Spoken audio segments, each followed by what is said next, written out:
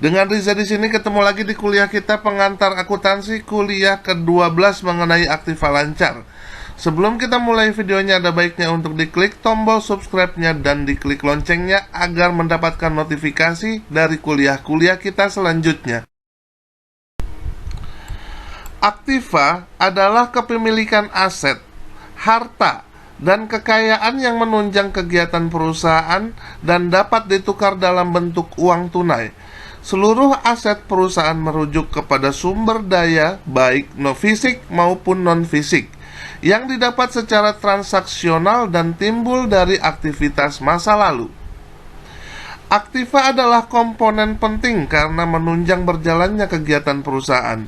Tanpa adanya aktiva, perusahaan tidak akan bisa menjalankan roda bisnisnya sama sekali. Jadi sekecil apapun suatu barang, jika dibutuhkan dalam operasional usaha, maka namanya tetap aktiva. Sifat-sifat aktiva. Aktiva memiliki bentuk fisik ataupun non-fisik. Aktiva diperoleh dari kegiatan atau transaksi ekonomi di masa lalu. Aktiva dimiliki atau dikuasai oleh suatu perusahaan atau suatu badan. Aktiva mendatangkan manfaat masa depan, dan aktiva dapat dipinjamkan. Jenis-jenis aktiva. Ada aktiva lancar, adalah suatu aset yang memiliki sifat mudah ditukar atau dicairkan melalui transaksi uang tunai. Yang kedua, ada aktiva tetap, tidak lancar dan berwujud. Aktiva tetap adalah aktiva yang sulit diubah bentuknya menjadi kas atau bentuk lainnya, atau disebut juga dengan aktiva tidak lancar. Selanjutnya ada aktiva tetap atau tidak lancar tidak berwujud. Aktiva tetap tidak berwujud umumnya disimpan dalam bentuk dokumen dan wajib diperbarui beberapa tahun sekali, tapi sulit diubah untuk dijadikan kas. Yang terakhir ada investasi jangka panjang. Jenis aktiva adalah investasi jangka panjang berupa suntikan dana atau penanaman modal kepada perusahaan atau pihak lain dengan tujuan untuk memperoleh profit. Jenis-jenis aktiva lancar. Berikut ini merupakan yang termasuk aktiva lancar. Yang pertama ada kas. Contoh aktiva lancar yang disimpan dalam kas perusahaan atau bank dan lembaga keuangan lainnya dalam bentuk uang tunai. Kemudian ada piutang atau penghargaan. Adalah pemasukan atau keuntungan yang dimiliki perusahaan atas transaksi namun belum dibayarkan oleh pihak yang bersangkutan. Selanjutnya ada surat berharga. Contoh aktiva lancar berbentuk surat yang dimiliki perusahaan dalam jangka waktu tertentu, seperti penerbitan obligasi dan saham. Selanjutnya ada piutang dagang, yaitu tagihan kepada debitur sebagai akibat transaksi penjualan secara mencicil atau kredit. Selanjutnya ada piutang wesel, yaitu contoh aktiva lancar berupa tagihan kepada individu atas pinjaman piutang untuk melakukan pembayaran. Selanjutnya ada beban dibayar di awal, adalah pembayaran di muka sebelum kewajiban terpenuhi. Selanjutnya ada peralatan penunjang perusahaan, dan terakhir ada persediaan produk yang akan dijual.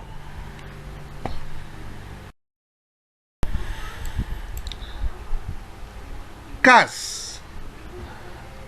adalah uang kartal yang tersedia bagi suatu usaha, terdiri atas uang kertas bank dan uang logam yang merupakan alat pembayaran yang sah dalam perusahaan bukan bank. Cek, wesel, dan surat berharga lain yang dapat segera diuang atau diperhitungkan juga sebagai kas atau cash. Ini menurut Otoritas Jasa Keuangan. Apa itu kas? Kas adalah suatu istilah yang sering digunakan untuk dunia akuntansi. Istilah ini biasanya dipakai untuk menggambarkan kepemilikan uang tunai perusahaan. Makin besar nilai kasnya, maka makin besar pula uang tunai yang mereka miliki. Dalam dunia bisnis, jumlah kas sebuah perusahaan kerap dijadikan salah satu indikator kemampuan atau kinerja perusahaan tersebut. Makin besar kas yang dimiliki, maka makin baik pula kinerja perusahaan tersebut. Jenis kas. Kas dibagi menjadi beberapa bagian. Tujuannya untuk mempermudah pengawasan dan proses pemeriksaan yang berhubungan dengan distribusi dan aliran kas. Maka kas dibagi menjadi dua, yaitu kas kecil atau petty cash dan kas di bank. Kas kecil adalah kas yang berupa uang yang disediakan oleh perusahaan untuk membayar berbagai pengeluaran yang jumlahnya relatif kecil dan tidak ekonomis jika dibayarkan dengan menggunakan cek.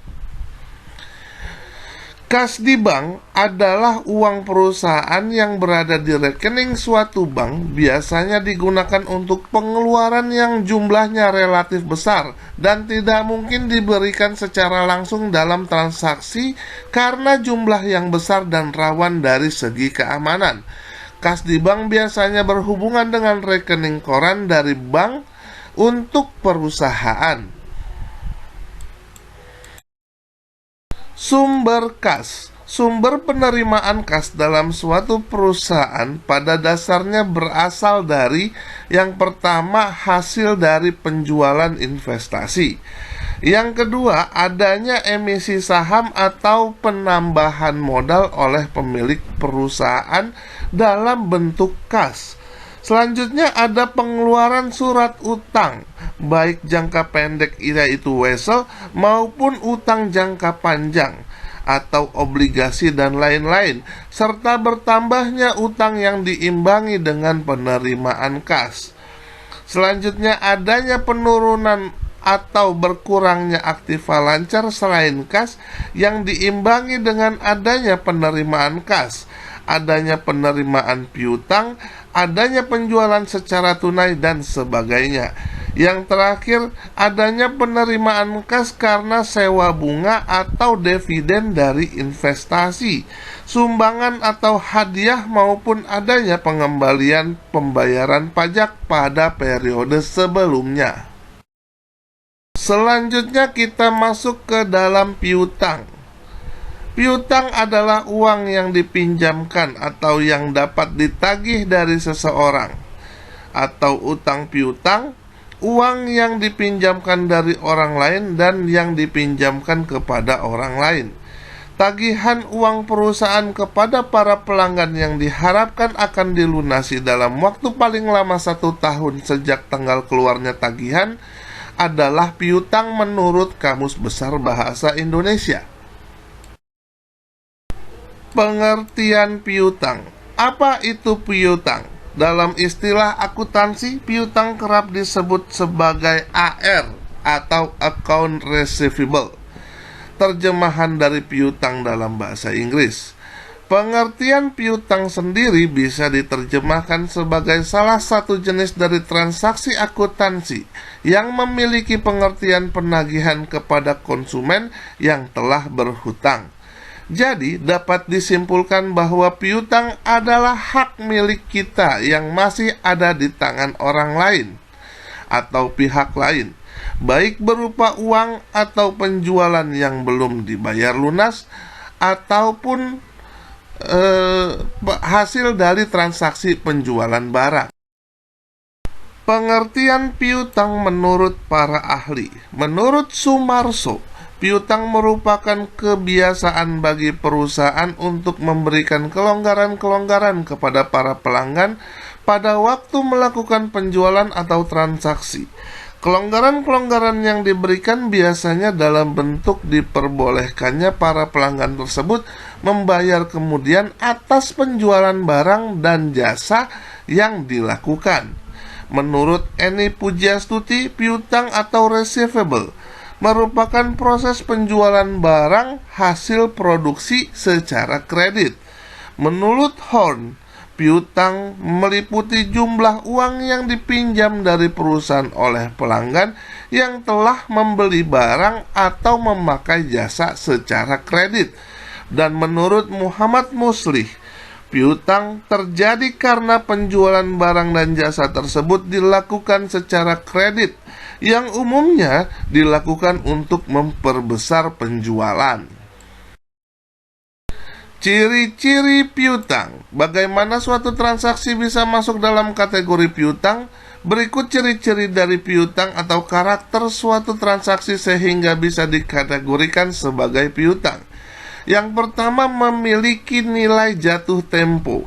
Nilai jatuh tempo adalah penjumlahan dari nilai transaksi utama lalu ditambah dengan nilai bunga yang dibebankan untuk dibayarkan pada tanggal jatuh tempo.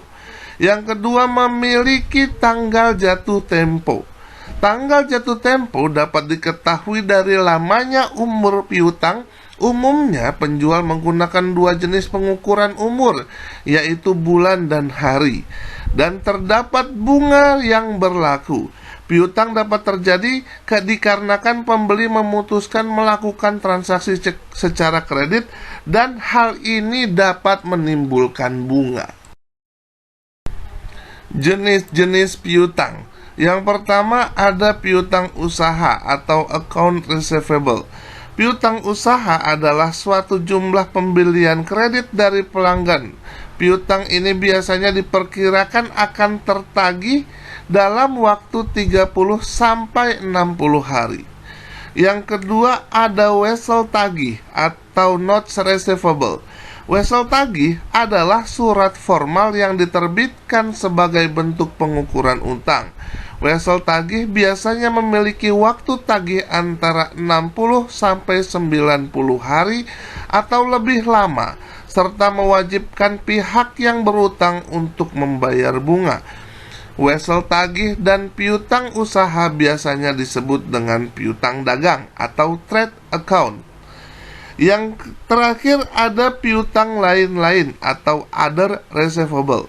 Piutang lain-lain mencakup selain piutang dagang, contohnya piutang bunga, piutang gaji, uang muka karyawan, dan restitusi pajak. Secara umum bukan berasal dari kegiatan operasional perusahaan. Selanjutnya kita masuk ke dalam persediaan. Apa itu persediaan? Persediaan adalah jumlah produk yang dimiliki perusahaan yang tersedia untuk dibeli. Kumpulan barang ini pada akhirnya akan dijual kepada pelanggan untuk mendapatkan keuntungan. Hal ini membuat persediaan dilaporkan sebagai aset lancar di neraca perusahaan Anda. Namun perlu diingat bahwa penyimpanan persediaan untuk waktu yang lama belum tentu merupakan hal yang baik. Ini dikarenakan Anda dapat membayar biaya penyimpanan dan produk berpotensi menjadi usang dan rusak. Definisi persediaan menurut PSAP 05. Persediaan adalah aset lancar dalam bentuk barang atau perlengkapan yang dimaksudkan untuk mendukung kegiatan operasional pemerintah, dan barang-barang yang dimaksudkan untuk dijual dan atau diserahkan dalam rangka pelayanan kepada masyarakat.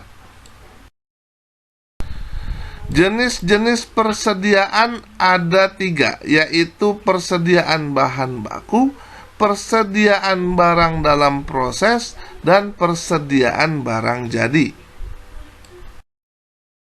Bagaimana cara mengevaluasi persediaan? Untuk mengevaluasi persediaan, Anda harus memahami bagaimana persediaan dan harga pokok terkait. Sebagai permulaan, persediaan yang terjual dilaporkan di bawah harga pokok penjualan pada laporan laba rugi perusahaan. Ketika biaya persediaan turun, harga pokok penjualan pun turun. Metode first in first out atau FIFO. Metode FIFO menetapkan bahwa barang yang dibeli terlebih dahulu adalah barang yang pertama dijual atau digunakan atau dibuang. Konsep ini bermanfaat bagi bisnis karena semakin tua barangnya, semakin tinggi resikonya menjadi usang dan semakin lama perusahaan harus membayar untuk penyimpanannya. Dengan menjual barang-barang tertua terlebih dahulu, maka perusahaan lebih siap untuk menyimpan barang-barang baru. Selain itu, tergantung pada itemnya, semakin lama disimpan, maka akan semakin mudah rusak. Misalnya, jika toko kelontong menjual alpukat, mereka harus menjual alpukat yang tiba di toko terlebih dahulu untuk menghindari jamur dan untuk tidak menjual alpukat berjamur kepada pelanggan. Secara keseluruhan, jika metode FIFO tidak digunakan dapat mempengaruhi margin keuntungan perusahaan. Berikut ini adalah langkah-langkah untuk mengevaluasi persediaan dan harga pokok penjualan menggunakan metode ini. Yang pertama, tentukan tanggal mulai dan tanggal berakhir. Tentukan beberapa banyak persediaan yang Anda miliki pada tanggal mulai dan lagi pada tanggal akhir yang telah Anda pilih. Kedua, cari tahu biaya yang Anda bayarkan untuk barang-barang ini. Setelah Anda mengambil persediaan, lihat faktur Anda dan tentukan berapa banyak yang Anda bayarkan untuk barang-barang ini. Yang ketiga, hitung HPP-nya. Tentukan harga pokok penjualan dengan menggunakan jumlah yang terjual dari persediaan Anda dimulai dengan barang yang terjual lebih dahulu. The motivation. Success does not belong to smart people. Success belongs to those who are always trying. By Baharudin Yusuf Habibi. Sekian kuliah kita pada kali ini. Semoga ini bermanfaat buat kita semua. Keep your spirit to learn more. Please like, share, and comment. Dan jangan lupa untuk diklik tombol subscribe-nya dan diklik loncengnya agar selalu mendapatkan notifikasi dari kuliah-kuliah kita selanjutnya. Terima kasih.